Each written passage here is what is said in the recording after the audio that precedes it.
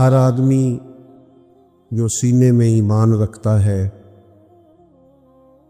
کتاب و سنت سے جڑا ہوا ہے، وہ چاہتا ہے کہ میں سنور جاؤں، میرے اخلاق، میرا کردار، میرے اعمال، ان میں حسین تبدیلیاں واقع ہو جائیں، اللہ تعالیٰ کی رضا مجھے نصیب ہو جائے۔ اس کے لیے انسان کوشش بھی کرتے ہیں، جد و جہد بھی کرتے ہیں، رستہ بھی تلاش کرتے ہیں، اور چاہتے ہیں کہ میں اس رستے کا مسافر بن جاؤں جو رستہ مجھے اللہ تعالیٰ کے قرب کی طرف لے جائے۔ نبی پاک صلی اللہ تعالیٰ علیہ وسلم نے فرمایا، خطا کاروں میں سے ایک بہترین خطا کار بھی ہے خطا کار پر بہترین خطا کار۔ یا رسول اللہ وہ کون؟ فرمایا جو خطا کے بعد سچے دل سے توبہ کرتا ہے، جسے شرمندگی ہوتی ہے، احساس ہوتا ہے کہ نہیں یہ میں نے غلط کیا ہے، مجھے ایسا نہیں کرنا چاہیے تھا، مجھے بدلنا چاہیے، جو ندامت محسوس کرتا ہے اور توبہ کرتا ہے۔ انسان سنورنا چاہتا ہے، بدلنا چاہتا، اور اگر خود وہ بدل نہیں بھی پا رہا باوجود کوشش کے، لیکن اس سے بھی زیادہ اس کے دل میں ایک بڑی تڑپ یہ ہوتی ہے کہ میری اولاد سنور جائے۔ بہت جھوٹا آدمی بھی کبھی نہیں چاہتا کہ اس کا بچہ جھوٹ بولے، اس میں یہ غلطی پائی جاتی ہے، اس سے یہ خطا ہو رہی ہے، اسے پتہ ہے کہ میں بعض اوقات غلط بیانی کرتا ہوں، لیکن وہ یہ پسند نہیں کرتا کہ میرا بیٹا غلط بیانی کرے۔ جو آدمی معاذ اللہ استغفر اللہ کسی وجہ سے کسی خطا میں، کسی غلطی میں، کسی جرم میں مبتلا ہے، وہ یہ نہیں چاہتا کہ میرا بیٹا اس رستے پہ چلے۔ اپنی اصلاح کی بھی فکر ہوتی ہے، لیکن اس سے بڑھ کر بھی لوگوں کو یہ فکر ہوتی ہے کہ جو کمزوریاں، جو غفلتیں، جو سستیاں مجھ میں پائی جاتی ہیں وہ میری اگلی نسل میں نہ پائی جائیں۔ کیا کریں؟ سنورنے کا رستہ کیا ہے؟ بدلنے کا رستہ کیا ہے؟ اخلاقی طور پر درست ہونے کے لیے ہمارے پاس کون سی راہ ہے؟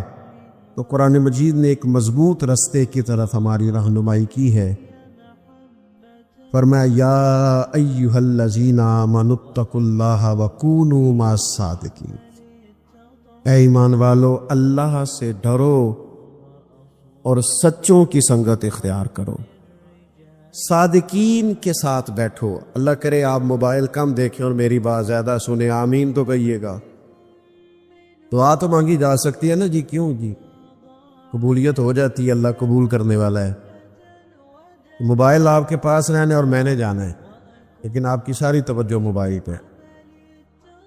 اللہ تعالیٰ آپ کو جزائے خیر دے، 2-4 لوگ بنا لیں، باقیوں کو دے دیں، اتنا ہی کافی ہوتا ہے، سب کو یہ کام نہیں کرنا چاہیے۔ فرمایا اللہ سے ڈرو اور سچوں کی سنگت اختیار کرو۔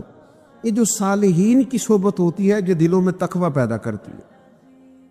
10 لوگ ایک جگہ بیٹھے ہو اور 9 اٹھ کے نماز پڑھنے چلے جائیں تو امید ہے 10واں بھی بیٹھا نہیں رہے گا،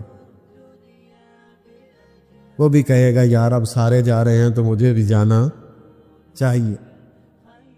اچھے لوگوں کی سنگت، اچھے لوگوں کی صحبت، اچھے لوگوں کے ساتھ اٹھنا بیٹھنا، یہ انسان کے اندر مثبت تبدیلیاں لاتا ہے۔ اعلیٰ حضرت بریلوی رحمۃ اللہ علیہ ذرائع علم کو بیان کرتے ہیں کہ انسان عالم کیسے ہوتا ہے۔ تو فاضل بریلوی نے ان میں سے ایک ذریعہ یہ بیان کیا ہے کہ صحبت علماء بھی آدمی کو عالم بنا دیتی، صحبت علماء سے بھی علم حاصل ہوتا ہے۔ اچھے لوگوں کی سنگت اختیار کریں، صالحین کی، اور یہ آپ چھوڑ دیں بات کرنی کہ ہمیں صالحین ملتے ہیں، ہمیں پتہ ہوتا ہے کون کون بندہ اچھا ہے، ہمارے ارد گرد اچھے لوگ ہوتے، ہمارے دائیں بائیں اچھے لوگ ہوتے، ہمارا مزاج نہیں ہوتا کسی کے پاس بیٹھنے کا، وقت گزارنے کا، ہماری طبیعت نہیں ہوتی تربیت کے لیے کہیں جانے کی۔ ہمارے ہاں لوگ جاتے ہیں آج کل کسی کو مشہور آدمی سمجھ کے فوٹو کھنچوانے، یا کسی ایسے شخص کے پاس جہاں جا کے ذرا گپ شپ کا موقع ملے، یا کسی ایسے شخص کے پاس جو ہماری ہاں میں ہاں ملائے۔ اچھی صحبت، صحبت صالحین اتنی ہی زیادہ ضروری ہے جتنا انسان کے لیے سانس لینا ضروری۔ اگر آپ کو صالحین کی صحبت میسر نہیں آتی، آپ کے ارد گرد کا ماحول ایسا نہیں ہے جو آپ کو تقوی کی طرف مائل کرے، آپ کیسے عبادت کی طرف رجحان کریں گے؟ آپ دیکھیے نا، مولا علی شیر خدا رضی اللہ تعالیٰ عنہ فرماتے ہیں، میں نے نبی پاک کو اور سیدہ خدیجہ کو نماز پڑھتے دیکھا تو میں نے پوچھا یہ کون سا طریقہ ہے، چونکہ شیر خدا کی عمر مبارک ابھی چھوٹی تھی، کون سا طریقہ ہے؟ تو کہا یہ دین اسلام ہے۔ کہتے رب نے توفیق دے دی، پیر والے دن نبی پاک نے اعلان نبوت کیا اور منگل والے دن میں نے سرکار کے ساتھ نماز پڑھا۔ اس نماز کو پڑھتے ہوئے دیکھا۔ صحبت صالحین، کبھی ایسا ہوتا ہے کہ آپ گھر کے اندر مصلی بچھا لیں، نماز کا ارادہ کریں تو آپ کا بچہ جو 2-2.5 سال کا ہے، جسے پتہ بھی نہیں نماز کیا ہے، وہ بھی آ کے مصلی پہ لیٹ جاتا ہے، سجدے کرنے شروع کر دیتا ہے۔ کیوں؟ کہ جو آپ کریں گے بچے بھی وہی کریں گے۔ آپ کے بچے آپ کو گھر میں قرآن مجید پڑھتا ہوا دیکھیں گے تو ان کا خیال آئے گا یہ کام کرنا چاہیے۔ اچھی صحبتیں، نیک لوگوں کی خدمت میں حاضر ہونا، ان کے پاس جانا۔ امام غزالی رحمۃ اللہ علیہ جس درویش کے پاس جایا کرتے تھے، بظاہر انہوں نے کوئی کتاب نہیں لکھی، اتنا بڑا ان کا علمی نام اس لحاظ سے نہیں پکارا جاتا تھا، اگرچہ بہت بڑے عالم تھے لیکن شہرت اس عنوان سے نہیں تھی۔ لیکن اپنی تربیت کے لیے، اپنے آپ کو بدلنے کے لیے ایک اچھی صحبت کی ضرورت ہوتی۔ اگر دوست اور ارد گرد کا ماحول نہ بدلے، ماں باپ کے لیے جہاں یہ ضروری ہے نا کہ وہ اپنی اولاد کے لیے رزق حلال کا بندوبست کرے، ضروریات کو جمع کرے، وہاں ان کے لیے یہ بھی ضروری ہے کہ گھر کے ماحول کو صالح بنائیں، گھر کے ماحول کو نیک بنائیں۔ اگر ماں باپ کوئی بات کرتے ہوئے ایسا لفظ بولتے ہیں جو اخلاقی طور پر درست نہیں ہے تو وہ بھی بچوں کو بدخلق کرتا ہے۔ اپنے ماحول میں خوبصورتی لانے کے لیے اچھی صحبتیں، نیک لوگوں کے پاس آنا جانا۔ نبی پاک صلی اللہ علیہ وسلم نے فرمایا، انسان اپنے دوستوں سے پہچانا جاتا ہے، انسان کا تعارف بن جاتے ہیں اس کے دوست۔ لہذا کریم فرماتے ہیں دوستیاں دیکھ کے لگایا کرو۔ تم دیکھو تمہارا دوست کون ہے، کس کے پاس آتے جاتے ہو۔ یہاں ہم سیاسی بیس پہ دوستیاں لگا لیتے ہیں، کوئی دنیاوی کام پڑ گیا تو کام نکل آئے گا، کوئی مشکل حل ہو گئی تو، اور بعض ایسی جگہوں پہ بھی دوستیاں لگا لیتے ہیں جو بہرحال درست نہیں ہے۔ اچھی صحبت، داتا صاحب رحمۃ اللہ علیہ فرماتے ہیں، داتا صاحب فرماتے ایک شخص حج کرنے گیا تو بیت اللہ کا طواف کرتا تھا، یا مینا میں جاتا تھا، یا مزدلفہ میں جاتا تھا، یا عرفات میں بیٹھا تھا، تو ہر جگہ ایک ہی دعا مانگتا تھا، یا اللہ میرے دوستوں کو نیک کر دے، یا اللہ میرے دوستوں کو نیک کر دے، یا اللہ میرے دوستوں کو صالح بنا دے۔ تو جو لوگ اس کے زیادہ ساتھ تھے، جنہوں نے کئی دفعہ اسے یہ بات دہراتے اور یہ عمل دہراتے دیکھا تھا، وہ کہنے لگے میاں دوستوں کو نیک کر دے، کچھ اپنے لیے بھی مانگ۔ کہنے لگا اپنے لیے ہی مانگ رہا ہوں، یہ اپنے لیے ہی مانگ رہا ہوں۔ تو کیا مطلب؟ کہنے لگا اگر میرے سارے دوست ٹھیک ہو گئے، نیک ہو گئے، تو میں خود بخود ہو جاؤں گا، کیونکہ وہی میرے دائیں بائیں رہتے ہیں، وہی میرے آگے پیچھے رہتے ہیں، انہی سے میرا اٹھنا بیٹھنا ہے، وہی میرے سفروں میں ساتھ ہو۔ صالحین کے پاس بیٹھیں، نیک لوگوں کی سنگت اختیار کریں۔ اور اسی سے ملتی جلتی یہ بات عرض کروں گا، گفتگو بھی اس شخص کی سنے اس کی گفتگو ہمارے عقیدے کی مضبوطی کا باعث بنے، ہمارے صالح اعمال کی طرف رغبت کا باعث بنے۔ ہم ایسے لوگوں کی باتیں سنتے ہیں جو ہمیں بے باک کر دیتے ہیں۔ مجھ سے کوئی ناراض نہ ہو جائیں تو بعض ایسی جگہوں پہ بھی گفتگو ہوتی ہے جس سے ایسے محسوس ہوتا ہے کہ جیسے بے عملی کی طرف رغبت دی جا رہی ہے. یعنی تقریر کرنے والا اگر کہے کہ تو اپنی نمازاں سام کے رکھ سڑکوں تے عشق ہے، تو اسے پوچھا جائے گا کہ نماز عشق رسول نہیں؟ نبی پاک علیہ السلام نے یہ نہیں فرمایا کہ نماز میری آنکھوں کی ٹھنڈک ہے؟ تو عشق رسول میں صرف محفل ہی کرائی جاتی ہے، عشق رسول میں لنگر ہی کھایا جاتے ہیں، نماز بھی عشق رسول میں پڑھی جاتی. تو یہ کیا آپ لوگوں کو فلسفہ بیان کر رہے ہیں کہ جس سے بے عملی ظاہر ہو رہی، بدعملی اور خرابی پیدا ہو رہی؟ میں بعض ایسے لوگوں کو جانتا ہوں جو صالح تھے، نیک تھے، لیکن کچھ ایسے لوگوں کی صحبت اور سنگت میں جا کے بیٹھے کہ ان کا سارا مزاج ہی بدل گیا، حلیہ ہی تبدیل ہو گیا، رنگ ڈھنگ ہی بدل گیا. آپ یہ لوگ ہمارے ذہنوں پر اثر انداز ہوتے ہیں، ہم مانے چاہے نہ مانے، ہم دوسروں کا اثر قبول کرتے ہیں. یہ ممکن نہیں ہوتا کہ دوسروں کا اثر انسان قبول نہ کرے، انسان پر اثر ہوتا ہے. اچھی صحبتیں، علماء کے پاس آنا جانا، ان کی خدمت میں بیٹھنا، ان کے پاس رہنا. بہت بڑے تھے امام اعظم ابو حنیفہ، بڑا مضبوط حافظہ اللہ نے عطا کیا. جن لوگوں کو لاکھوں حدیثیں یاد ہیں وہ بھی امام اعظم کے مقلد ہونے پر فخر کرتے. اللہ تبارک و تعالی نے ان کو بڑی قوت عطا کی تھی، تقوی عطا کیا تھا. اتنا علم ہے، اتنا فضل ہے، اتنی رعنائی ہے، اتنا حافظہ ہے، اور پھر اللہ نے حکمت عطا کی ہے. امام صاحب کو مسائل نکالنے آتے ہیں، لیکن اس کے باوجود سیدنا امام جعفر صادق کی صحبت میں جا کے بیٹھا کرتے، ان سے فیض لیتے تھے، اور فرماتے تھے اگر وہ 2 سال نہ ہوتے جو مجھے امام جعفر صادق کی صحبت میں ملے ہیں تو ابو حنیفہ ہلاک ہو جاتا، میں ہلاک ہو جاتا. مجھے وہ 2 سال کی جو نیک آدمی کی صحبت تھی، اس صحبت نے میرے اندر تقوی پیدا کیا، عبادت کا نور پیدا کیا، خوبصورتی پیدا کی. میرے بھائیوں، خدا را اپنے ارد گرد کے ماحول کو درست کریں، اپنے آنے والی نسلوں کو صالح اور خوبصورت سوسائٹی دیں. حضرت عمر رضی اللہ تعالیٰ عنہ فرمایا کرتے تھے جو لوگ کثرت سے استغفار کریں ان کی صحبت میں بیٹھا کرو.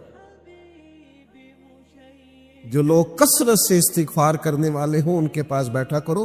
وہ عاجز لوگ ہوتے ہیں، وہ رب سے ڈرنے والے ہوتے ہیں، اس لیے کہ انہیں اپنے گناہوں پر ندامت ہوتی، انہیں احساس ہوتا. یہ جو ہمارے بزرگ تھے جن کے ہم عرس مناتے ہیں، جن کی ہم یادوں میں بیٹھتے ہیں، یہ صرف شاگرد نہیں ہوتے تھے، یہ با ادب شاگرد ہوتے تھے. انہوں نے صرف دین نہیں پڑھا ہوتا تھا، انہوں نے تھوڑے جوتے بھی سیدھے کیے ہوتے تھے اساتذہ. یہ منسلک ہوتے تھے، فخر کرتے تھے اپنے مشائخ کی نسبتوں پر، اور پھر یہ کہیں مرید بھی ہوتے تھے، کہیں انہوں نے تزکیہ نفس کے لیے بھی وقت گزارا ہوتا، کہیں اخلاقی تربیت بھی کی ہوتی تھی. میں چھوٹا آدمی ہوں، کو بڑی بات کروں گا تو اچھا نہیں لگے گا، چھوٹے منہ سے بڑی بات. آج تو ہمارے مذہبی سٹیج اور مذہبی لوگ اور جلسے اور نعتیں اور آنا اور جانا اور سٹیٹس اور ویوز، اور جناب اتنا چل گیا اور اتنا بن گیا. ہم کیا دیں گے سوسائٹی؟ کیا سیکھیں گے لوگ اس ماحول سے، جس ماحول میں صرف کھینچا تانی، جس ماحول کے اندر اس طرح کا نظریہ بن گیا کہ چھپ جانے کو جی چاہتا ہے. دل کرتا اٹھ بلے آ چلو تھے وسیے، جتھے وس دینی سارے ینے، نہ کوئی ساڈی ذات پچھانے نہ کوئی سانو منے. ماحول ہی اور طرح کا ہو گیا، رنگ ہی اور طرح کا ہو گیا، کوئی اسلوب ہی نہیں رہ گیا. صحبت لوگوں کی بدل گئی. صالحین کے پاس بیٹھیں، اچھی باتوں کو سیکھیں. اور پھر ایک اور بات بھی آپ کی خدمت میں عرض کروں، انسانوں میں خوبیاں بھی ہوتی ہیں، خامیاں بھی ہوتی. آپ کسی سے خوبی لے لیں اور خامی چھوڑ دیں، کوتاہیوں سے صرف نظر کریں. میں کسی شخص سے بیزار نہیں ہو سکتا کیونکہ ایک ذرہ بھی تو بیکار نہیں ہو سکا۔ آپ سیکھیں، آپ خیر لے لیں جس سے ملتی، اس خیر کو اپنے دامن میں ڈالیں، ایک ایک کر کے اپنی زندگی سے غلطیاں کمزوریاں دور کرنی شروع کریں، ورنہ ماحول اس طرح کا بن جاتا ہے کہ انسان کو۔ حضرت موسیٰ کلیم اللہ علیہ السلام ایک دفعہ کہا گیا کہ بستی میں جو سب سے نیک آدمی ہے وہ ڈھونڈ کے لائیں، تو اب جسے حضرت موسیٰ نیک کہیں گے وہ کتنا کو نیک ہوگا؟ پوری بستی میں سے نیک آدمی تلاش، مکتوبات 2 صدی میں صوفیہ اس کو لکھتے ہیں، کہتے ہیں وہ سب سے نیک آدمی ڈھونڈ کے حضرت موسیٰ علیہ السلام لائے۔ اب کہا گیا اس کے ذمے لگائیں، حضرت موسیٰ نے اس کے ذمے لگایا کہ بستی میں سب سے گناہگار بندہ ڈھونڈ کے لاؤ، نیک آدمی کے ذمے لگایا کہ سب سے، میرا خیال ہے یہ میرے ذمے لگتا تو 2 بندے نیک بچنے تھے، ایک میں، ایک جو میرے پیچھے ہاتھ باندھ کے چلتا ہے، باقی سارے گناہگار تھے۔ جو میری ہاں میں ہاں نہ ملا ہے، آپ ناراض نہ ہونا، آج کل لوگ حق پرست نہیں ہوتے، گروہ پرست ہوتے، اپنے اپنے گروہ کو سپورٹ کرتے ہیں، حق کو نہیں، معاذ اللہ ثم معاذ۔ حضرت کلیم علیہ السلام نے اس سے کہا کہ تو گناہگار کو ڈھونڈ کے لا، تو وہ کہنے لگا حضور مشکل کام ہے، میں نے وہ اینک لگائی نہیں جس سے لوگوں کے گناہ نظر آئے۔ فرمایا نہیں، بس کہ کوئی پیار کی بات ہے میں تجھے کہتا ہوں۔ تو اس بندے نے نظر ڈالی اور کہا مجھے 3 دن کی مہلت دے، میں ڈھونڈ کے لاتا ہوں۔ 3 دنوں کے بعد مقررہ وقت پر وہ بندہ ڈھونڈ کے کسے لایا؟ اپنے گلے میں رسی حضرت موسیٰ کے ہاتھ میں تھما، تڑپ کے رویا، کہنے لگا حضور کچھ لوگ مجھے گناہگار محسوس ہوئے تھے، پر ان کے گناہوں کا صرف شک تھا، اپنا مجھے پاک کہے۔ لوگوں کی غلطیوں کا صرف شک تھا، اپنا مجھے پاک ہے، مجھے پتہ ہے، پتہ سارا ہے سردار نو کی تیاں دا، من نانم کے من دانم، جو میں ہوں میں جانتا ہوں، مجھے اپنی خطاؤں کا پتہ ہے، مہربانی کرے میں ہی گناہگار ہوں۔ تو حضرت کلیم فرمانے لگے اب سمجھ آئی ہے تجھے اللہ نے کیوں شان عطا فرمائی؟ میرے بھائیوں، اچھی صحبتیں، اچھی سنگتیں، اچھے لوگ۔ میں تھوڑی دیر پہلے ایک جگہ پہ عرض کر رہا تھا، لوگ کہتے ہیں پیر بڑے جعلی ہیں، میں کہتا ہوں کوئی مجھ سے ناراض نہ ہو جائے تو مرید بھی بڑے جعلی ہیں۔ ہوئے انہیں ناراض آنا، میں پہلا گزارش کی تھی نہ ہویا جو مرید بھی بڑے، ہاں ناراض نہ ہونا، اگر کوئی تگڑا پیر سمجھ کے مرید ہو گئے ہو تو جعلی مرید ہو، ہاں اگر کسی سیاسی بیس پہ بیعت ہو گئے ہو تو جعلی مرید ہو۔ مرید بھی جعلی کیوں؟ کہ تو اس لیے مرید ہو گیا ہے کہ میں طویز اچھا مل جائے گا اور کام چل جائے گا، اس لیے مرید ہو گیا ہے کہ ہو رش بڑا ہے، ذرا معاملہ آگے چلا جائے گا۔ وہ سینکڑوں سال پہلے حضرت سلطان باؤ نے کہا تھا رب دا طالب کوئی نہیں ملیا، یہ تو جو ملیا طالب زردہ ہوں، یہ تو مال کے طالب ہیں، رب دا طالب کوئی نہیں ملیا، جو ملیا طالب زردہ ہوں، یہ تو مال کے لیے آئے۔ یہ تو چاہتے ہیں کوئی ایسے کوئی پیر صاحب کوئی ایسا تعویذ دے جو گلے میں رکھو نوٹ ختم نہ ہو، یہ تزکیہ نفس کے لیے تو آئے نہیں، تربیت کا تو مزاج ہی نہیں، سیکھنا تو چاہتے ہی نہیں۔ اور پھر میں کیا عرض کروں، جب پیروں کی لڑائیاں مرید سلجھائیں گے تو ان کی تربیت تھوڑی ہوگی، ان کی کوئی تربیت ہوگی نو تو پتہ چل جائے گا کون کون اپنے نفع کے لیے مجھ سے کیا کرا رہا۔ اچھی صحبتوں میں بیٹھے اور صالحیت کا مزاج اختیار کریں۔ میں اور آپ جس معاشرے میں وقت گزار رہے ہیں یہ معاشرہ ہجوم بنتا جا رہا، ہر آدمی ایک نئی سوچ اور ایک نیا زاویہ نگاہ پیش کرتا، الجھے ہوئے خیالات، بکھری ہوئی سوچیں، وسوسوں کا غلبہ، ٹوٹتی بکھرتی باتیں، چھوٹی چھوٹی گروہ بندیاں، چھوٹی چھوٹی اہل حق کے اندر بھی چھوٹے چھوٹے گروپ، یہ انداز درست نہیں ہے۔ اپنے بزرگوں کی صحبت اختیار کریں، اپنے بزرگوں کی کتب کا مطالعہ کریں، آپ ان چیزوں کو دیکھیں جو آپ کے اندر مثبت تبدیلیاں پیدا کریں، اپنے اخلاق کو سنوارنے کے لیے، کردار کو سنوارنے کے لیے، لب و لہجے کو بدلنے کے لیے۔ آپ اللہ کے بندے جو ہوتے تھے ان کی خدمت میں جو بیٹھتا تھا اس کا رنگ بدلتا تھا۔ میں بس بات سمیٹنے لگا ہوں، آپ توجہ فرمائیے گا۔ حضرت سفیان ثوری دعا مانگ رہے تھے، یا اللہ راضی ہو جا، یا اللہ راضی ہو جا، یا اللہ راضی ہو جا۔ تو حضرت رابعہ بصریہ پردے کے پیچھے بیٹھی تھی، وہ بار بار دعا مانگتی، یا اللہ راضی ہو جائے۔ تو حضرت رابعہ پردے کے پیچھے سے بولی، کہنے لگی چلے بس کریں، کچھ آگے بھی مانگیں۔ تو کہنے لگے آپ کیوں اس پر ناراض ہو گئی ہیں؟ تو فرمانے لگی پہلے جتنے لوگ دعا مانگ رہے ہیں یا اللہ راضی ہو جا، یا اللہ راضی ہو جا، یہ سارے اپنے دل پہ ہاتھ رکھ کے بتائیں نا، یہ سارے اللہ سے راضی ہیں؟ یہ سارے اللہ سے؟ کیونکہ قرآن مجید کا اسلوب یہ ہے کہ رضی اللہ عنہم ورضوا عنہ، ذالک الفوز العظیم۔ کامیابی یہ ہے کہ اللہ بھی بندے سے راضی ہو اور بندہ بھی اللہ سے راضی ہو۔ وہ صبح شام شکوہ نہ کرے کہ یہ نہیں ملا، یہ نہیں ملا، یہ نہیں ملا۔ توجہ ہے آپ کی میری بات؟ وہ ہر وقت شکوہ نہ کرے، بلکہ اللہ بندے سے راضی ہو اور بندہ بھی اپنے اللہ سے۔ اور نبی پاک علیہ السلام نے فرمایا تو رب کے دیے ہوئے تھوڑے رزق سے راضی ہو جا، وہ تیری تھوڑی عبادت سے راضی ہوگا۔ راضی رہنا سیکھے۔ بڑا ہی شکوہ ہے لوگوں کی زبانوں پر، بڑے ہی شکوے۔ ہم نے تو کسی کو چھوڑا نہیں، نہ کوئی ادارہ چھوڑا ہے پاکستان کا، شکوہ کر کر کے، اعتراض کر کر کے، نہ کوئی جماعت چھوڑی ہے، نہ کوئی مذہبی آدمی کو ملتا ہے آپ کو جو ٹھیک ہو، کوئی نہیں۔ ایسی ہوا چلی ہے کہ ہر شخص سوچتا ہے تمام شہر جلے بس ایک میرا گھر نہ جلے، سب ختم ہو جائے میں بچ جاؤں، سب کے خلاف مہم چلاؤ۔ شریف رکھیں جی، تھوڑی دیر بات کرنے دیں، آپ کا انتظام بڑا اچھا ہے، بس بات ختم ہو گئی، اللہ آپ کو سلامت رکھے۔ یہ بات مکمل کر لوں اور بات کو سمیٹتا ہوں۔ بھائیو، اللہ کی رضا پہ راضی رہنا سیکھیں۔ ہر شخص کی ہر مقام پر ضرورت ہے۔ یہ کوئی عزت نہیں ہے ہمارے ہاں یہ الا ماشاء اللہ ساؤنڈ چلانے والے کی۔ کبھی کسی نے سٹیج پہ بیٹھے دیکھا اس کے گلے میں کبھی کسی نے ہار ڈالا ہے؟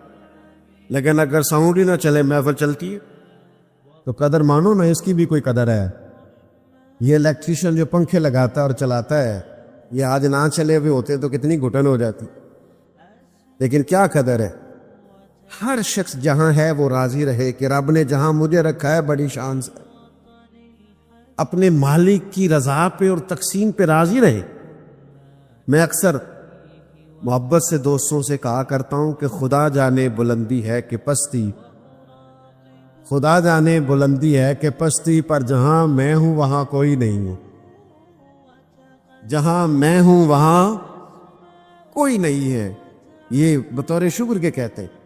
تو اچھی صحبت اختیار کریں، ان لوگوں کے پاس بیٹھیں جن کے پاس بیٹھنے سے شکر مزاج میں پیدا ہو، صبر پیدا ہو، تحمل پیدا ہو، بردباری پیدا ہو، عبادت کا ذوق پیدا ہو، اللہ کی طرف رجوع کرنے کی طبیعت پیدا ہو۔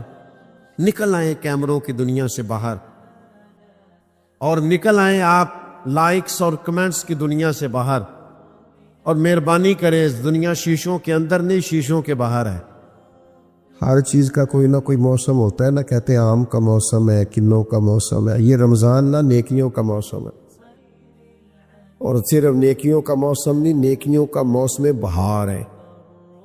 اس میں تربیت کی جا سکتی ہے، اپنی تربیت پر توجہ دیں، روزہ بھی رکھیں اور اپنے آپ کو محتاط بھی رکھیں، اور کوشش کریں کہ یہ انکساری، یہ عاجزی، یہ پیار، یہ درگزر، یہ شفقتیں، یہ سچائیاں، یہ دیانتداریاں، ان کو آپ تقسیم کریں۔ نوجوانوں، یاد رکھنا، کپڑوں سے، لباس سے، گاڑیوں سے، مہنگے موبائل سے کبھی بھی ہماری زینت نہیں ہوگی۔ انسان کی زینت اس کے اچھے اخلاق سے ہوتی، اس کی کردار سے ہوتی۔ وہ ٹوٹی ہوئی کرسی پہ بندہ بیٹھا ہو نا، اور ٹوٹا ہوا ٹیبل آگے رکھا ہوا ہو، اور وہ معمولی سرکاری ملازم ہو تو بہت بڑا آدمی بھی دروازے پہ کھڑا ہو کے ڈر رہا ہوتا ہے کہ یار بندہ بڑا دیانتدار ہے، نہ سفارش سنتا ہے نہ رشوت لیتا، لوگ ڈر رہے ہوتے۔ یہ ڈر اس کے کپڑوں کا نہیں، اس کے کردار کا ہے، یہ اس کے لباس کا روب نہیں، یہ اس کی دیانتداری کا روب ہے۔ لوگ ڈر رہے ہوتے یار یہ تو بندہ بڑا اصول پسند ہے، لیکن 6 کروڑ کا گھر ہو، 2 کروڑ کی گاڑی ہو، 10-15 ملازم ہو، تو دروازے کے سامنے کھڑے ہو کے لوگ کہہ دیتے ہیں کرپشن کا پیسہ ہے۔ چھوڑو جی، پتہ ہے ہمیں۔ یاد رکھنا کبھی بھی روب اور زینت لباس سے نہیں ہوتی، کردار سے ہوتی۔ کردار میں بلندی لے آئیں گے، لب و لہجے میں مٹھاس لے آئیں گے، آپ کا رویہ دیانتداری کا ہو جائے گا، آپ اور کسی کو سکون دے نہ دے، آپ خود اپنے اندر بڑی ٹھنڈک محسوس کریں گے۔ اپنی تلاش ایک ٹائم پہ شروع ہو جاتی ہے۔ بہت سارے لوگ ایسے ہوتے ہیں جو کام کر کر کے، مال کما کما کے زندگی کی الجھنوں کو سلجھا کر اتنا تھک جاتے ہیں کہ پھر وہ ڈھونڈنے لگتے ہیں کہ میں کون ہوں، کیا ہوں، کہاں سے آیا ہوں، کس مقصد کے لیے آیا ہوں۔ اقبال بھی کہتے ہیں کہ ڈھونڈتا پھرتا ہوا ہے اقبال اپنے آپ کو، آپ ہی گویا مسافر، آپ ہی منزل ہوں میں۔ جب انسان اپنے آپ کو ڈھونڈتا ہے تو پھر وہ اپنے خالق کو، مالک کو، رازق کو بھی ڈھونڈتا ہے۔ اور لوگ اس تلاش میں جب خود سے نکلتے ہیں وحی کی تعلیمات کے بغیر تو گمراہ بھی ہوتے ہیں، الجھتے بھی ہیں، بہت ساری گمراہیوں کا بھی شکار ہو جاتے ہیں۔ اور پھر آنکھیں اللہ تعالیٰ کا ادراک بھی نہیں کر سکتی، دنیا میں یہ دیدار ممکن بھی نہیں ہے جاگتی آنکھوں سے، سوائے نبی کریم صلی اللہ تعالیٰ علیہ وسلم کی عالی مرتبت بارگاہ کے۔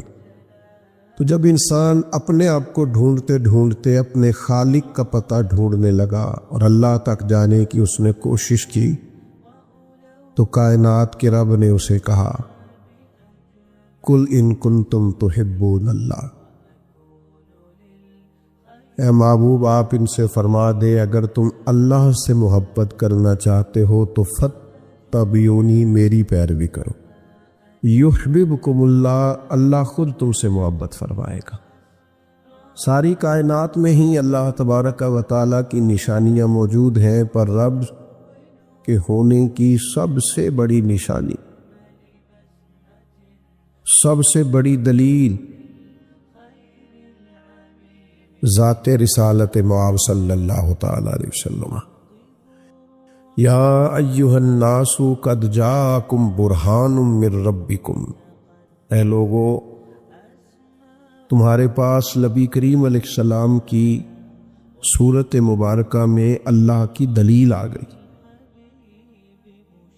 کوئی بھی جب اپنے رب تک جانا چاہے گا، اپنے مالک کو، خالق کو، رازق کو ڈھونڈنا چاہے گا، تو اس کے پاس ایک ہی حل ہے کہ وہ دروازہ رسول تک جائے۔ نبی پاک صلی اللہ تعالی علیہ وسلم کی عالی مرتبت بارگاہ تک جو پہنچ جائے گا، جو یہاں تک محبوب کے قدموں تک آئے گا، اسے اللہ تبارک و تعالیٰ کی معرفت بھی نصیب ہوگی۔ موبائل والے بھائی میری طرف دیکھیں ذرا، کہ جب وہ مالک کریم کی بارگاہ تک رسائی چاہے گا تو ایک ہی حل ہے کہ نبی کریم علیہ السلام کی بارگاہ تک جائے۔ صحابہ بھی جب اللہ کی محبت میں خود رفتہ ہوئے تو عرض کی کہ یا رسول اللہ ہمیں بتائیے نا ہمارا رب کہاں ہے۔ اور یہ سوچ بڑی پیاری ہے۔ حضور فرماتے تم نے سے جس کا رب سے ملنے کو جی چاہتا ہے نا، اللہ بھی اس کی ملاقات کو پسند فرماتا ہے۔ عرض کی کہ یا رسول اللہ بڑا دل کرتا ہے مالک کا دیدار پائیں، اس کے حضور حاضر ہو، تو اللہ نے فرمایا وَإِذَا سَأَلَكَ عِبَادِي أَنِّي فَإِنِّي قَرِيبٌ، محبوب جب آپ کے پاس آ کے میرے بندے میرے بارے میں پوچھیں تو ان سے کہیں میں ان کے قریب ہی تو ہوں، جب دعا مانگیں گے میں قبول کروں گا۔ تو میرے عزیز، نبی پاک علیہ السلام کی عالی مرتبت بارگاہ تک جب رسائی ہو جاتی ہے نا، انسان حضور کے قدموں تک پہنچتا ہے تو اسے معرفت الہی نصیب ہوتی ہے، اور معرفت الہی نصیب ہوتی ہے تو اسے خود شناسی حاصل ہوتی ہے، اسے اپنے آپ کا پتہ چلتا ہے۔ وہ حضور علیہ السلام کی سنت تک، شریعت تک، نبی پاک کے ارشادات تک، حضور کی دی ہوئی تعلیمات تک جب پہنچتا ہے تو اسے پتہ چلتا ہے میں کون ہوں، میں کیا ہوں، مجھے کس طرف جانا۔ اس کے بغیر وہ کسی رستے کی طرف نہیں جا سکتا، کچھ بھی حاصل نہیں کر سکتا۔ بارگاہ رسالت مآب صلی اللہ تعالی علیہ وسلم تک جب لوگ چلے جاتے ہیں پھر انہیں جینے کے سلیقے آتے ہیں، پھر انہیں شعور کی بلندیاں نصیب ہوتی ہیں، پھر وہ اپنے آپ سے آشنا ہوتے ہیں، پھر تو صرف جینے کا مزہ ہی نہیں آتا، پھر تو مرنے کا بھی مزہ آتا ہے، پھر تو لوگ شہادت کی آرزو کرنے لگتے ہیں، پھر تو اللہ کے حضور عرض گزار ہوتے ہیں کہ اللہم ارزقنا شہادت فی سبیلک، یا اللہ کبھی تیرے رستے میں شہادت کی توفیق مل جائے نا۔ یہ جو نبی پاک کی بارگاہ تک جانا ہے نا۔ اچھا، پھر ایک اور بات بھی، ہمارے جو صوفیاء ہیں انہوں نے معرفت الہی پر گفتگو کرتے کرتے دو اصطلاحیں جو تصوف کی اصطلاحات ہوتی ہیں اس میں سے دو باتیں انہوں نے یہ بیان کی ہے کہ ایک نفی ہے اور ایک جمع ہے، یعنی جب بندہ اللہ کی طرف جاتا ہے تو یہ مقام نفی ہے، اسے بڑا کچھ قربان کرنا پڑتا ہے، بڑی خواہشات کو چھوڑنا پڑتا ہے، بڑے سخت مجاہدے اور ریاستیں کرنی پڑتی ہیں، وہ مقام نفی ہے۔ لیکن اگر اللہ ہی مہربانی فرما دے، واللہ یختص برحمتہ من یشاء، وہ کبھی یوں بھی کرتا ہے کہ کچھ بندوں کو اپنی رحمت سے ہی خاص بنا لیتا ہے۔ اگر اللہ ہی فضل کر دے تو پھر نفی کوئی نہیں، پھر جمع ہی جمع ہے، اور بندہ اللہ کی طرف جانے لگے تو کئی دفعہ مشکل ہے، لیکن اگر رب بھی کرم کرے تو اللہ کرے آپ کو میں بات سمجھا سکوں۔ وہ حضرت بہلول دانا رحمۃ اللہ نے ہارون رشید کے محل کے پاس سے گزر رہے تھے۔ ہارون رشید محل کی چھت پر اوپر ٹہل رہا تھا، اچانک اس نے نیچے دیکھا کہ حضرت بہلول دانا گزر رہے ہیں۔ اوپر سے اس نے سپاہیوں کو کہا، انہوں نے ایک بڑی ساری ٹوکری جس کے ساتھ رسیاں بنی ہوئی کی وہ نیچے پھینکی، نیچے جو سپاہی تھے ان کو اشارہ کیا، انہوں نے زبردستی پکڑ کے حضرت بہلول دانا کو اس میں بٹھایا، اوپر والوں نے اوپر کھینچ لیا۔ وہ چند سیکنڈ منٹ لگے تو حضرت ہارون رشید کے سامنے، تھوڑا سا انہیں اچھا نہیں لگا کہ یہ طریقہ ٹھیک نہیں بلانے کا، لیکن بادشاہ ہوتے ہیں نا، تو فرمایا کیوں بلایا؟ کہنے لگا ایک بات پوچھنی تھی۔ فرمایا ابھی کیا طریقہ ہے تیرا بات پوچھنے کا، تیرا مسئلہ پوچھنے کا کیا سٹائل ہے؟ بہرحال پوچھو۔ تو ہارون رشید کہنے لگے حضور میں یہ پوچھنا چاہتا ہوں آپ اللہ تک کیسے پہنچے؟ آپ کو اپنے رب کریم کی معرفت کیسے نصیب ہوئی؟ اس کی بارگاہ رحمت تک کیسے پہنچے؟ تو رب کریم کے جو بندے ہوتے ہیں وہ مشکل باتیں نہیں کرتے، سہل اور سادہ انداز تکلم اختیار کرتے ہیں جس سے لوگ فیض یاب ہوں۔ اس نے کہا آپ اللہ تک کیسے پہنچے؟ تو حضرت بہلول دانا کچھ منٹ چپ رہے اور پھر فرمانے لگے کہ جیسے ابھی زمین سے تیرے تک نہیں پہنچا، یہ ابھی جیسے تیرے تک نہیں پہنچا۔ بادشاہ آدمی تھا نا، ایک بادشاہ وہ ہوتا ہے اور ایک کچھ لوگ کہتے ہیں بادشاہی ہے، یعنی کچھ لوگ ایسے ہوتے ہیں جو دماغ کے بادشاہ ہوتے ہیں، جلدی بات سمجھ میں نہیں آتی۔ کہا جیسے ابھی آپ تک نہیں پہنچا، کہنے لگا میں سمجھا نہیں۔ فرمایا تو بادشاہ جو ہوا؟ فرمایا سن، اگر میں تیرے تک آنا چاہتا تو میں کوئی درخواست لکھتا کہ مجھے ملنا ہے، پھر کسی وزیر کے سفارشی سائن لیتا، پھر اس کے بعد تو مجھے کوئی ٹائم دیتا کہ فلان دن آ جانا، پھر میں آتا، پھر میں لائن میں لگتا، پھر میری باری آتی، پھر پتہ نہیں تیرا موڈ کس طرح کا ہوتا۔ جب میں چاہتا تو بڑا ٹائم لگ جاتا، لیکن جب تو نے چاہا ہے، مانا کہ محبت کے سفر میں ہر گام پہ 100 مشکل ہے، لیکن یہ سفر آسان بھی ہے اگر ساتھ تمہارا ہو جائے۔ جب تم نے چاہا ہے تو پھر 1 منٹ بھی نہیں لگا، فرمانے لگے میں رب تک جانا چاہتا تو پتہ نہیں جا سکتا تھا کہ نہیں، اسی نے فضل فرمایا۔ اللہ کریم نے رستہ دیا ہے، فرمایا تم آنا چاہو پتہ نہیں آ سکو کہ نہیں، فاتبعونی، محبوب کی غلامی کرو، نبی پاک کے نقش قدم چلو، حضور کی تعلیمات کو اپناؤ، یحببکم اللہ، اللہ خود تم سے محبت فرمائے گا۔ ہمارا یہ مسئلہ ہے کہ ایک تو ہم محبت کے معاملے میں بڑے عجیب واقعہ ہو گئے، وہاں محبت کرتے ہیں جہاں نقصان ہوتا ہے۔ محبت اللہ رسول سے کریں تو اطمینان قلبی حاصل ہو، سکون حاصل ہو، معرفت حاصل ہو۔ محبت غلط جگہ پہ کرتے ہیں۔ مثلا دولت کی ضرورت ہوتی ہے، اور دولت کوئی بری چیز نہیں، اگر حلال کی ہو، ضروریات کے لیے ہو، بندہ ہاتھ پھیلانے سے بچے، لیکن دولت کی محبت میں مبتلا ہو جانا، کچھ چیزیں ایسی ہوتی ہیں جو کھانے سے نا بھوک اور لگتی ہے، پیاس اور بڑھتی۔ یہ پیسہ بھی ایک ایسی عجیب چیز ہے، جتنا آ جائے اس کی پیاس اور بڑھتی، یہ اور بھوک لگاتا ہے۔ اسی طرح کچھ لوگ شہرت سے محبت کرنے لگتے ہیں، ان کو ہر صورت میں مشہور ہونا ہے، اور جب سے یہ سوشل میڈیا آیا تب تو بڑی بری حالت ہے۔ بڑے بڑے معزز لوگ شہرت پانے کے لیے میڈیا پر وہ حرکات کرتے دکھائی دیتے ہیں جو کسی صورت بھی ان کی شخصیت سے میچ نہیں کرتے۔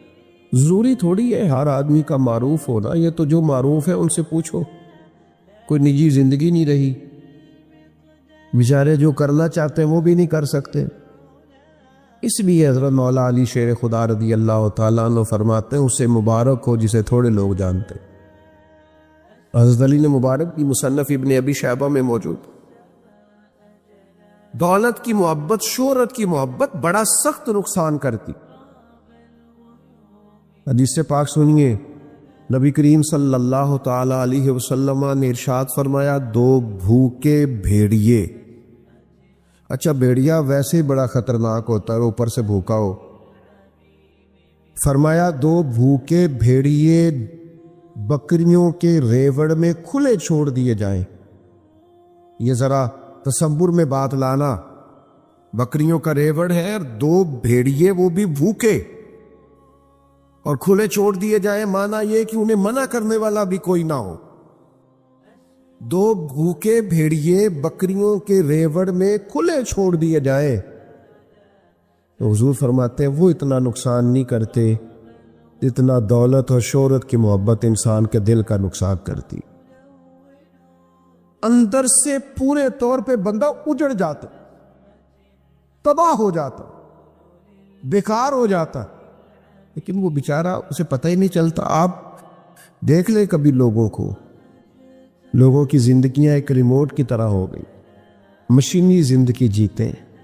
ان کو محسوس ہوتا ہے کہ میں تو اخلاص کے ساتھ یا اپنے لیے یا اپنی رضا کے لیے بہت سارے کام اپنی رضا سے کر ہی نہیں رہا، میں تو ڈھیر سارے کام مجبور ہو کے کر رہا ہوں، کیونکہ انہیں ہر صورت میں لوگوں کو راضی رکھنا، ہر صورت میں پیسہ کمانا۔ یہ ساری محبتیں خطرناک ہے، لیکن جو محبت بندے کو دل کو آباد کر دیتی ہے، باطن کو روشن کر دیتی ہے، ذہن کو پاکیزہ کر دیتی ہے، وہ رب رسول کی محبت ہے، نبی پاک کی محبت۔ حضور سے پیار کریں گے معرفت الہی حاصل ہوگی۔ یعنی آپ اکیلے میں بیٹھے نا، فون سارے بند کر کے پڑھے نا ذرا تھوڑی دیر درود پاک، چھوڑ کے سارے کام پڑھے نا حضور کی سیرت پاک، حضور کے چند ارشادات کو پڑھے، اور وہ سنانے کے لیے نہیں، تقریر کرنے کے لیے نہیں، واز کرنے کے لیے نہیں، لیکچر دینے کے لیے نہیں، صبح مختلف گروپس میں شیئرز کرنے کے لیے نہیں، وہ اپنی تربیت کے لیے پڑھیں، اپنے اوپر لاگو کرنے کے لیے پڑھیں۔ آپ کا دل ٹھنڈا ہو جائے گا، آپ کو معرفت الہی نصیب ہو، آپ کو محسوس ہوگا کہ میں اپنے آپ کو پہچاننے لگا ہوں، مجھے راحت، ملنے لگی ہے۔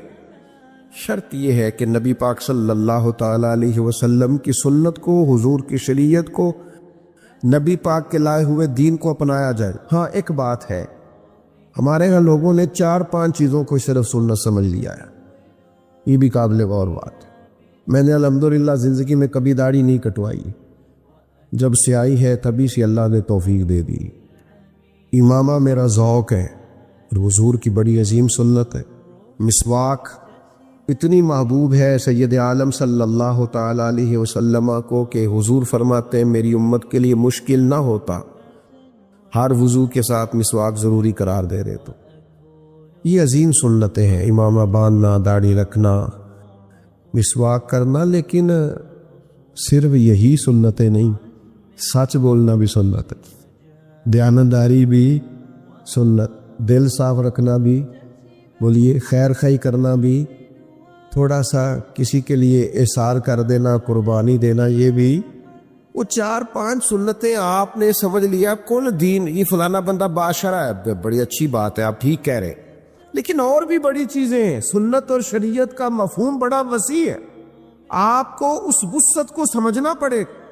نبی پاک علیہ السلام نبیوں کے امام ہیں، اللہ کے محبوب ہیں، سید الرسل ہیں، شافع محشر ہیں۔ موبائل والے دوستوں میری طرف دیکھو یار، نبی کریم صلی اللہ تعالی علیہ وسلم کی بڑی شانیں۔ حضور نے ڈوبا ہوا سورج عصر پر لوٹا دیا، چاند کے 2 ٹکڑے کر دیے، درختوں نے سجدے کیے، پتھروں نے کلمے پڑھے، سب شانیں۔ لیکن آپ کو پتہ ہے سب سے پہلے جس چیز سے میرے نبی کریم علیہ السلام کو لوگ جاننے لگے تھے وہ تو صادق اور امین ہونا ہے۔ یہ سچ بولتے ہیں، یہ امین ہے، یہ دیانتدار ہے، لیکن آج لوگ بلا وجہ جھوٹ بولے جاتے ہیں، بلا وجہ ہی لوگ بددیانتی کیے جاتے ہیں، کوئی مقصد ہی نہیں، یعنی ان کا کوئی دنیاوی فائدہ بھی نہیں، بلا وجہ یہ دوستوں کے پاس بیٹھے ڈینگے مار رہے ہوتے ہیں، وہ جناب بڑا فضل ہے، یہ کر دیا وہ کر دی۔ اچھا آپ سمجھتے ہیں کہ بڑی شیخی بکار دی، وہ بعد میں مذاق اڑاتے ہیں، پتہ چل رہا ہوتا ہے کہ آپ ڈینگے مار۔ اپنے آپ کو مضبوط رکھنا، باوقار رکھنا، وزادار رکھنا، طبیعت میں ٹھہراؤ رکھنا، سنجیدگی لانا، انسان کا سچ بولنا، تھوڑے دعوے کرنا زندگی میں، یہ اس کے دل کو ٹھنڈا رکھتا۔ لیکن جو ملے اسے کہنا کوئی حکم ہوا تو بتانا، بھئی آپ ہم کیا کر سکتے ہیں، بندہ کیا کر سکتا ہے، بندہ عاجز ہوتا ہے۔ تو جب تک وہ حضور علیہ السلام کی سنت اور شریعت کا وسیع مفہوم ہم نہیں اپناتے، مجھے بتائیے سچ بولنا اور دیانتدار ہونا، جہاں سے محبوب گزرتے تھے لوگ کہتے تھے وہ دیکھو صادق اور امین جا رہے ہیں۔ یہ کتنی بڑی نبی پاک علیہ السلام کی نعت تھی جو لوگ کہا کرتے۔ نوجوانوں سچ بولو گے تو تمہارا وقار بڑھ جائے گا، تمہارا معاشرے میں اعتبار بڑھ جائے گا، لوگ کہیں گے کہ یہ شخص جو کہتا ہے وہ کرتا ہے، اپنے وعدوں کی پاسداری کرتا، اسے اپنے لفظوں کا بھرم رکھنا آتا، یہ اپنے جملوں کی لاج رکھنی جانتا۔ یہ حضور علیہ السلام کی سنت اور شریعت کو اپنائیں، آپ کسی مقام پر بھی ہو، کوئی خلاف واقعہ بات نہ کریں، آپ سچ بولیں، دیانتدار رہیں۔ ابو سفیان، جناب ابو سفیان رضی اللہ تعالیٰ عنہ، اللہ نے بعد میں توفیق دی، مسلمان ہو گئے۔ فرماتے حضور علیہ السلام نے صلح حدیبیہ کے بعد مختلف بادشاہوں کو خطوط بھیجے تھے کہ دین قبول کر لو، اور اسلام کی روشن تعلیمات سے نبی پاک علیہ السلام نے انہیں روشناس کرایا، کچھ چیزیں لکھ کے بھیجی۔ تو شاہ روم کو بھی نبی پاک صلی اللہ تعالی علیہ وسلم نے خط لکھا تھا کہ تو دین میں آ جا۔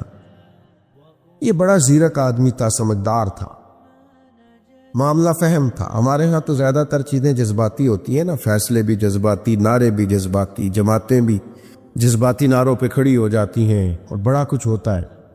لیکن کچھ لوگ ایسے ہوتے ہیں جو چیزوں کو پورے طور پر دیکھنے کی عادی ہوتی ہیں، گہرائی میں بھی اترتے ہیں اور گہرائی میں بھی جاتے ہیں۔ تو شاہ روم بڑا سیانہ آدمی تھا، اس نے کہا یار جنہوں نے دعوت نبوت کیا ہے کمال کر دی، انہوں نے مجھے بھی دعوت دی، لوگوں کو بھی، کوئی ان کے علاقے کا سردار یہاں آیا ہونا تو اسے بلا کے لاؤ۔ جناب ابو سفیان کہتے ہیں میں ہم دونوں وہاں گیا ہوا تھا، مجھے بلا کے لے گئے، مجھ سے تعارف پوچھا تو میں نے کہا یہ محبوب علیہ السلام رشتے میں میرے بھتیجے۔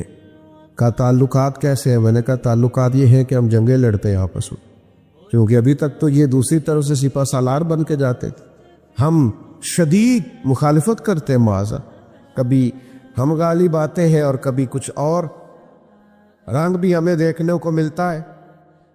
اپنے انداز میں انہوں نے گفتگو کی، بہت سارے سوالات شاہ روم نے پوچھے۔ جوانوں غور کرنا میری بات پر، بہت سارے سوالات کے اندر ایک سوال اس نے یہ پوچھا کہ بتائیے کہ جس محبوب علیہ السلام نے دعوی نبوت کیا ہے کیا کبھی انہوں نے جھوٹ بھی بولا ہے؟ کبھی؟ ابو سفیان کہتے ہیں میں تھوڑی دیر کے لیے چپ کر گیا، تو پھر بات دہرائی، تو پھر زبان حال سے بولے، کہنے لگے دیکھیے وہ رشتے میں میرے بھتیجے ہیں، مخالفت اپنی جگہ پہ، وہ میری آنکھوں کے سامنے پیدا ہوئے ہیں، میں نے ماں کی گود میں بھی دیکھا ہے اور دادا کے کندھوں پہ بھی دیکھا ہے اور چچا کے گھر میں بھی دیکھا ہے اور سیدہ ختیجہ کا دولہا بنے بھی دیکھا ہے اور ان کی گود میں بیٹیاں بیٹے کھیلتے بھی دیکھے ہیں، ان کے مقدس کچھ بال میری آنکھوں کے سامنے سفید ہوئے، مخالفت اپنی جگہ پر مجھے قسم ہے اس محبوب کی زبان سے جو بھی نکلتا ہے حق اور سچ ہی نکلتا ہے۔ کیسے میں بات کروں آپ کے ساتھ کہ اگر چھوٹے چھوٹے بچوں کو بھی ہم نے جھوٹ سکھا دیے ہیں اور ہم نے انہیں اس بات پہ لگا دیا ہے کہ بس کہہ دو جان چھڑاؤ، تو کیا سوسائٹی لوگوں کو آگے دے گی اور کیا معاشرے کے اندر پیغام پھیلے گا؟ میرے عزیزو، ابو سفیان کہتے ہیں بادشاہ تھوڑی دیر خاموش رہا، پھر چلنے لگا، تو میں نے کہا اتنے سوال اتنے جواب، کوئی رزلٹ بھی تو دے۔ کہنے لگا رزلٹ تو نکل آیا ہے، نتیجہ تو برآمد ہو گیا، بات تو ساری واضح ہو۔ میں نے کہا وہ کیا؟ کہنے لگا سردار آپ نے خود ہی تو بتایا ہے کہ انہوں نے کبھی جھوٹ نہیں بولا، جس بندے نے کبھی بندوں سے جھوٹ نہیں بولا وہ یہ جھوٹ کیوں بولے گا کہ میں اللہ کا رسول بن کے آیا ہوں؟ تو بات تو سچ ہے، اسیر دشمن کی چاہ میں بھی، وہ مخالفوں کی نگاہ میں بھی امی ہے، صادق ہے، معتبر ہے، میرا پیغمبر عظیم تر ہے۔ نبی پاک علیہ السلام کی سنت کا، حضور علیہ السلام کی اتباع کا، تعلیمات کا مطالعہ کرو کہ اللہ کے قریب چلے جاؤ، معرفت الہی نصیب ہو، جینے کا سلیقہ ہے۔ میں بڑے بڑے مہنگے کپڑوں میں لوگوں کو پریشان دیکھتا ہوں، بڑے بڑے مہنگے گھروں میں لوگوں کو بے سکون دیکھتا ہوں، کبھی کبھی بڑی بڑی مہنگی گاڑیوں سے اترتے ہوئے کو دیکھتا ہوں کہ وہ اترتے ہی رستہ بھول گئے ہیں کہ مجھے دائیں جانا ہے کہ بائیں جانا۔ ذہنی کوفت نے، ڈپریشن نے، انزائٹی نے توڑ کے رکھ دیا لوگوں کو۔ لوگ چیزوں کو سلجھاتے سلجھاتے اپنے آپ کو لوگوں کی گڈ بک میں لاتے لاتے خود کہیں کھو گئے۔ کیا کام ہے کرنے کا کام یہ ہے کہ آپ ساری باتیں سننی چھوڑ دیں، ہر ایک کی گڈ بک میں آنا چھوڑ دیں۔ ایک ہی رستہ ہمیں ہمارے رب نے دیا ہے کہ فتبعون، ہر جگہ سر تھوڑی جھکاؤ گے، بس میرے محبوب کی غلامی کرو۔ حضور نے جو کہا ہے، جو بیان کیا، پہ دیکھیں سب سے زیادہ تکلیف دہ معاملہ اس وقت ہوتا ہے جب ہم کسی کو بڑا راضی کرنے کی کوشش کرتے ہیں، لیکن وہ بڑا کیا وہ تھوڑا سا بھی نہیں ہوتا، او یک جنبش قلم سب کیے کرائے پہ پانی پھیر دیتا ہے۔ میں نے زندگی میں ایسے بچے بھی دیکھے ہیں جنہوں نے عمر بھر محنت کرنے والے باپ کو کہہ دیا کہ ابا جی آپ نے ہمارے لیے کیا کیا ہے، آپ کو ڈھب کا کام کر لیتے تو آج حالات اور نہ ہوتے، دیکھیں وہ آپ کے ساتھ والے کہاں نکل گئے، نہیں باپ کو ہی کہہ دیتے۔ تو جو اتنے بڑے محسن کے بارے میں رویے اس طرح کے ہو جائیں تو آپ کیا توقع کرتے؟ کسی اور کے بارے میں کیا رویہ ہوگا؟ الا ماشاءاللہ جو حضور کہہ دیں وہ کر جاؤ۔ ایک در کے ہو جانے سے انقلاب بڑا آ جاتا ہے۔ حضور کی سنت اور شریعت کو اپناؤ۔ اللہ نے نبی کریم علیہ السلام کو اور سب نبیوں کو معصوم بنایا، ان کی سب ادائیں اللہ تبارک و تعالیٰ کی معرفت کی طرف لے جاتی ہے۔ بندہ ٹھنڈا ہو جاتا ہے، میٹھا ہو جاتا ہے، پیارا سا ہو جاتا ہے، اسے جینا آ جاتا ہے۔ کوئی کچھ بھی کہتا رہے اس کی کیفیت بن جاتی، اسے پرواہ نہیں رہتی۔ حضرت ابو ذر غفاری رضی اللہ تعالیٰ عنہ سردار تھے بہت بڑے، اور اس زمانے کے جو سردار ہوتے تھے ان کا تو ہاں کوئی لفظ ملازم اور نوکر تو ہوتا ہی نہیں تھا، ان کے ہاں تو غلام کا لفظ بولا جاتا، تو فلانا میرا غلام ہے۔ اور یہ جو لفظ غلام ہے اس پر پھر جو تصور بنتا ہے وہ آپ سمجھ سکتے ہیں، لوگوں کو غلام بناتے تھے۔ ایک دن حضرت ابو ذر غفاری رضی اللہ تعالیٰ عنہ اپنے گھر سے باہر آئے تو کسی نے دیکھا کہ جس قیمت کا لباس انہوں نے پہنا ہوا ہے اسی قیمت کا ان کے غلام نے بھی پہنا ہوا ہے۔ یہ مشکل کام، آج بھی مشکل ہے۔ جو آدمی 1.5 گھنٹہ تقریر کرتا ہے نا حقوق کے انسانیت پر، 1.5 گھنٹہ، اور اس میں جماعت اور تنظیم بنا رکھی ہے حقوق انسانیت پر، اس کا اور اس کے ڈرائیور کا لباس آپ دیکھ لیں اندازہ ہو جائے گا، اس کا اور اس کے ملازم کا رہن سہن آپ دیکھ لیں پتہ چل جائے گا، سب اندازہ ہو جائے گا کہ یہ تو آپ نے تو بہت بڑی جماعت بنا رکھی ہے، آپ تو اس پر لیکچر دیتے ہیں، آپ تو کہتے ہیں کہ میں بہت بڑا دائی ہوئی اس کا۔ حضرت ابو ذر غفاری رضی اللہ تعالیٰ عنہ تشریف لائے تو جس طرح کا لباس انہوں نے پہن رکھے اسی طرح کا ان کے غلام نے پہن رکھا۔ تو یہ عرب کے اندر بڑا بے موسمہ پھل تھا، روٹین میں ایسا ہوتا نہیں تھا، لوگ ششدر رہ گئے کہ جناب کمال ہو گئی، اس طرح ہوتا نہیں۔ تو ایک شخص نے ان سے پوچھ ہی لیا کہ جناب یہ کیا، آپ نے اور آپ کے غلام نے کہ جیسا لباس پہنا؟ تو حضرت ابو ذر غفاری رضی اللہ تعالیٰ عنہ فرمانے لگے، یار ایک دفعہ کسی غلام کو میں نے جھڑک دیا تھا، ایک دفعہ ہی، پھر نبی پاک نے فرمایا زیادہ نہیں، علم و بس کریو یار، کوئی آئی کوئی عرف تینوں درکار۔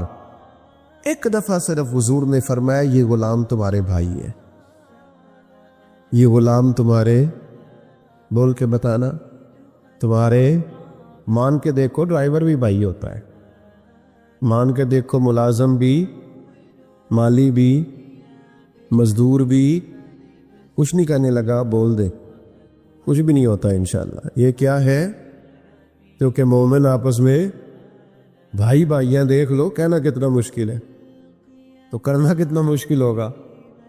حضرت ابو ذر غفاری رضی اللہ تعالیٰ عنہ فرمانے لگے، کریم نے فرمایا یہ تمہارے بھائی ہے، اور 2 تاکیدیں بھی لگائی، فرمایا جس طرح کا خود کھانا اسی طرح کا انہیں بھی کھلانا، جس طرح کا خود پہننا اس طرح کا انہیں بھی پہنانا، اور فرمایا ان کی طاقت سے زیادہ ان پر بوجھ نہیں ڈالنا۔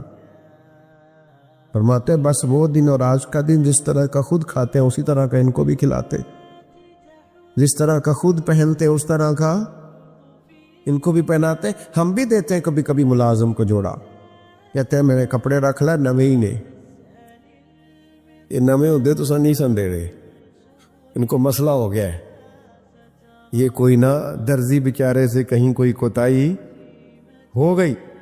یہ جب تک سنت شریعت کا یہ والا ذوق نہیں بنتا میرے عزیز، اتنی دیر تک معرفت اپنے آپ کا بھی پتہ نہیں چلتا۔ اور یہ سادگی، یہ حسن، یہ خوبصورتیاں یہ حضور کی سنت سے آتی ہیں، یہ آ جائے تو آپ کو محسوس ہوگا کہ آپ کو اپنے رب کی معرفت بھی حاصل ہو رہی ہے اور آپ کو اپنے آپ سے بھی آشنائی ہو رہی ہے۔ حضرت مولا علی شیر خدا رضی اللہ تعالیٰ عنہ نے غلام سے کہا ایک دن، فرمایا چل یار خریداری کے لیے چلے۔ کس کو؟ غلام کو۔ غلام کو ساتھ لے گئے، 2 جوڑے خریدے، ایک مہنگا ایک سستا، دونوں ہی لے کر کے واپس آئے تو وہ چوک آ گیا جہاں سے حضرت مولا کائنات نے اپنے کاشانہ نور میں جانا تھا اور غلام نے اپنے گھر جانا تھا۔ تو حضرت علی فرمانے لگے بھئی وہ میرے والا جوڑا مجھے دے دو، تو ظاہر ہے سادی سی بات تھی، مہنگا جوڑا آقا کا ہے اور سستا غلام کا ہے، تو مہنگا جوڑا نکال کے دیا۔ تو حضرت علی فرمانے لگے یہ نہیں میرے والا، شیر کی باتیں شیروں جیسی، یہ نہیں میرے جیسا، میرا تو وہ دوسرا ہے۔ وہ کہنے لگا نہیں حضور، آپ دلیل دی اس نے، آپ مہنگا پہنی، آپ آقا ہیں، میں سستا پہنتا ہوں، میں غلام ہوں۔ تو حضرت علی شیر خدا چونکہ بہت بڑے عالم ہے، بہت بڑے دانا ہیں، فرمانے لگے بیٹا اگر کسی دلیل سے تقسیم کرنا ہے تو میں دلیل دے دیتا ہوں، تو نے ایک دلیل دی ہے نا، ایک علت بیان کی ہے نا، ایک سبب بیان کیا کہ چلے اس طرح بانٹ لیتے ہیں، آپ آقا ہیں تو آپ مہنگے والا لے لیں اور میں غلام ہوں تو میں سستا لے لیتا ہوں، تو فرمایا چلو دلیل سے ہی بانٹ لیتے ہیں، تو مہنگا پہن لے تو کہ تو جوان ہے اور میں سستا پہن لیتا ہوں چونکہ میں بوڑھا ہو گیا ہوں، چلو دلیل سے، اس دلیل سے بانٹ لیتے ہیں۔ یاد رکھنا میرے عزیز، یہ عاجزی، یہ پیار، یہ شفقت، یہ انسانیت، یہ انسان کو اللہ تک لے جاتی ہے، اور یہ حضور کا اسوہ نور ہے۔ ہم نہ کچھ چلوں کے ذریعے جانا چاہتے ہیں اللہ تک، ہم کچھ مخصوص وظائف کے ذریعے جانا چاہتے ہیں۔ ہم کہتے ہیں دن بھر جو مرضی کروں، رہوں اٹھوں بیٹھوں کھاؤں جیسا مرضی، میں رات کو 20 منٹ کا چلا ہو اور سارا کچھ نور میرے اندر آ جائے۔ تو نبی پاک علیہ السلام نے ہمیں جو دین دیا ہے نا، وہ یہ دین نہیں حضور نے دیا کہ سارا کچھ چھوڑ کے فقط وظیفے پڑھو، یہ نہیں فرمایا کہ نوکری چھوڑ دو، کاروبار چھوڑ دو، فقط وظیفہ پڑھو۔ حضور نے فرمایا نوکری کرو بس یہ کہ سچ بول کے کرو، تجارت کرو بس یہ کہ دیانتداری سے کرو، دین آپ کو جہاں ہے وہیں اللہ کی معرفت دیتا ہے، اپنے اندر وہ انقلاب لائے۔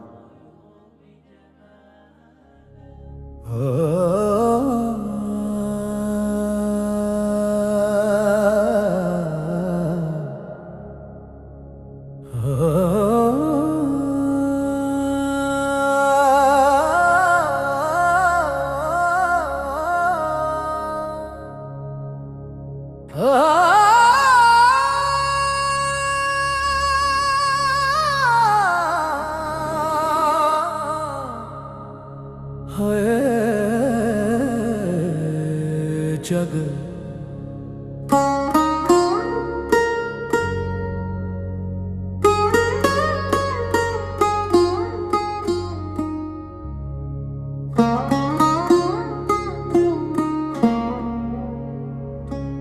ستا اٹھ کے کوئی نہیں خوش ہوندا، بڑے ستیاں جگا کے ویکھیا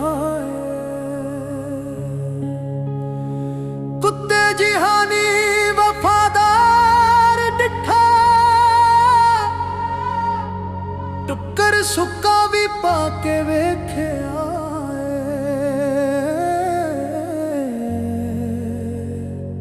کر مالک دا ہرگز نہیں چھڈدا، بڑی وار ترا کے ویکھیا توتا جد بھی چھڈیے اڈ جاندا، تے کئیاں چوریاں پا کے ویکھیا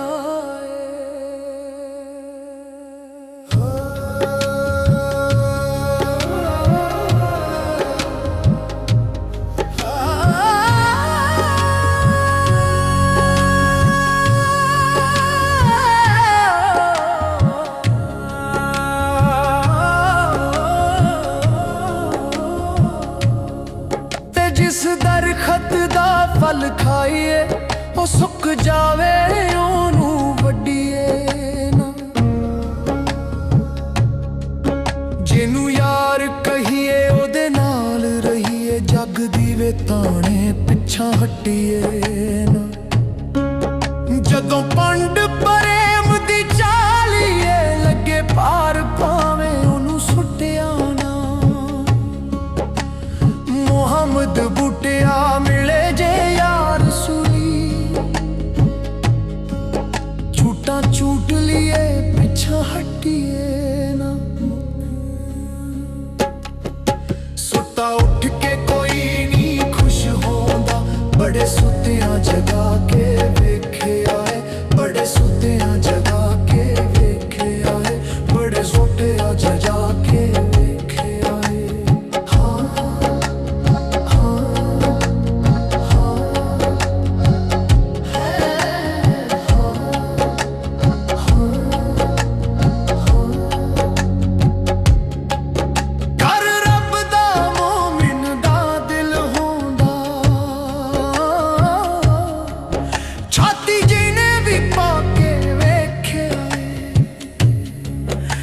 ਜਗ ਛੱਡਣਾ ਆਖਰ ਕਸੂਰ ਮੰਦਾ ਬੜੀ ਉਮਰ ਹੰਡਾ ਕੇ ਵੇਖਿਆ ਏ ਵੇਖਿਆ ਕੱਲ ਕੀ ਸੀ ਤੇ ਅੱਜ ਕੀ ਏ ਇਸ ਗੱਲ ਨੂੰ ਰੱਖ ਧਿਆਨ ਅੰਦਰ ਜਿੱਥੇ ਸ਼ਾਹ ਵਜੂਦ ਦਾ ਤਖਤ ਟੁੱਟਦਾ ਈ ਨੂੰ ਬੋਲਣ ਉਸ ਮਕਾਨ ਅੰਦਰ ਸੌਦੇ ਹੁਸਨ ਵਾਲੇ ਜਿੱਥੇ ਤੁਲਦੇ ਨੇ ਖੁੱਡਾਂ ਪੈਂਦੀਆਂ ਉਸ ਦੁਕਾਨ ਅੰਦਰ ਓਵੇਂ ਆਕੜਾ ਕਰੇ ਕਸੂਰ ਮੰਦਾ